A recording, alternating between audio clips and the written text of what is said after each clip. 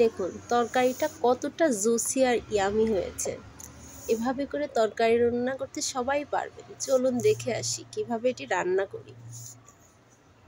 প্রথমে আমি কিছু আলু সেদ্ধ করে নিচ্ছি, লবণ দিয়ে সেদ্ধ করে নিচ্ছি।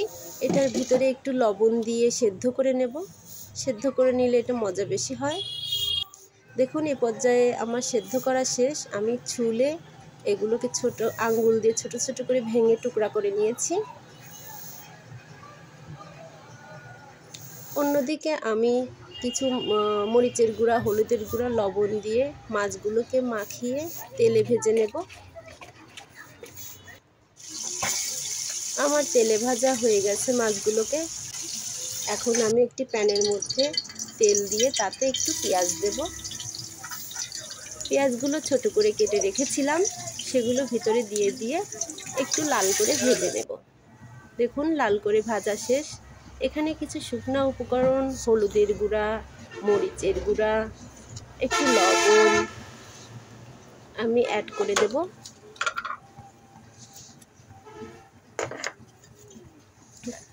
নেড়ে চেড়ে দিয়ে আমি এখন এখানে কিছু বাটা মশলা অ্যাড করব। পেঁয়াজ বাটা, একটু রসুন বাটা আর একটু ধনিয়া জিরা বাটা অ্যাড করলাম। এখন নেড়ে চেড়ে এটাকে কষিয়ে নেব।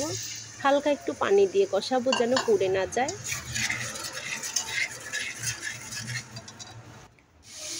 দেখুন কষানো শেষ। এখন আমি এখানে কিছু কেটে রাখা সেই আলুগুলো দিয়ে দেব।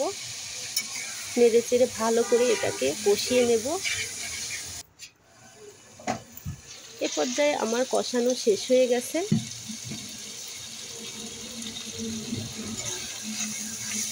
আমি এখন এখানে একটু নেড়ে চেড়ে একটু কাঁচামরিচ দিয়ে দেব, যেগুলো আমি আগে ফালি করে রেখেছিলাম।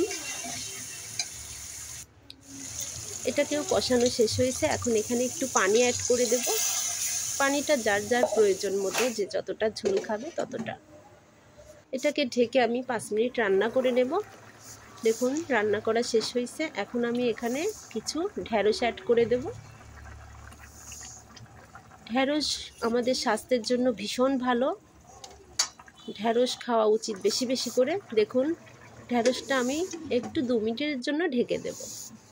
2 মিনিট পর ফিরে আসছি। দেখুন ঢেঁড়সটা সেদ্ধ হয়ে গেছে। এ পর্যায়ে আমি মাছগুলোকে ঝোলের মধ্যে দিয়ে দেব। একটু হালকা করে নিচের দিকে দিয়ে দেব যেন ঝোলটা ভিতরে প্রবেশ করে মাছের।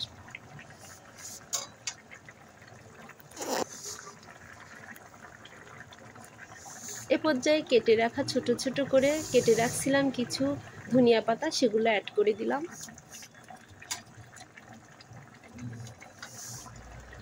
এখন 2 মিনিটের জন্য একটু ঢাকনা দিয়ে ঢেকে দেব। 2 মিনিট পর আবার ঢাকনাটা খুলে আমি এখানে কিছু জিরার মশলা, আমি এটা পাটায় পিষে রেখেছিলাম ভেজে, সেটাকে গুঁড়াটা আমি উপরে দিয়ে দিলাম।